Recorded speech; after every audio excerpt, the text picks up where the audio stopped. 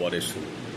ইংরেজ লেখক মিল্টন বলছেন, mind in its own place can make a hell of heaven and a heaven of hell. Sri Ramakrishna Dev বলছেন, মনেই রাজা মনেই ফকির। রবীন্দ্রনাথ বলছেন, মন রে মন তুই ফেলে এসেছিস কারে মন, মন রে আমার, তাই জনম গেল শান্তি পেলি না রে মন, মন রে আমার। এই তিনটে স্টেটমেন্টের অ্যাসেন্স কিন্তু একই, অর্থাৎ মনের শক্তিতে মানুষ বড় হতে পারে, আবার দুর্বল হয়ে যেতে পারে। মন যদি কারো শক্তিশালী, কন্ট্রোলড না হয়, তাহলে সে ধনলক্ষ্মী অর্জন করতে পারবে না। আবার মন যদি শক্তিশালী না হয়, ধনলক্ষ্মী উপার্জন করেও তার সেই আখেরে সুখ বা শান্তি কিন্তু হবে না। কারণ আমাদের যে অন্তঃসত্ত্বা সেটা হচ্ছে ইনফিনিটি, আর এই বহির্জগৎ হচ্ছে ফাইনাইট।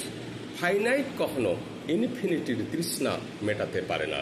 তাই বলা হয়, আপনাকে যদি 2-4টা গ্রহের মালিক করে দেওয়া হয়, তাহলেও আপনি কমপ্লিট স্যাটিসফ্যাকশন আপনি কখনোই পাবেন না। তখন আপনি আরও 2-4টে গ্রহ, উপগ্রহ, নক্ষত্রকে দখল নিতে চাইবেন। কারণ আপনি হচ্ছেন ইনফিনিটি। তাহলে ফাইনাইট জগতের যা কিছু সম্পদ দিয়ে দিল, আপনার ইনফিনিটি জগৎ পূর্ণ হবে না।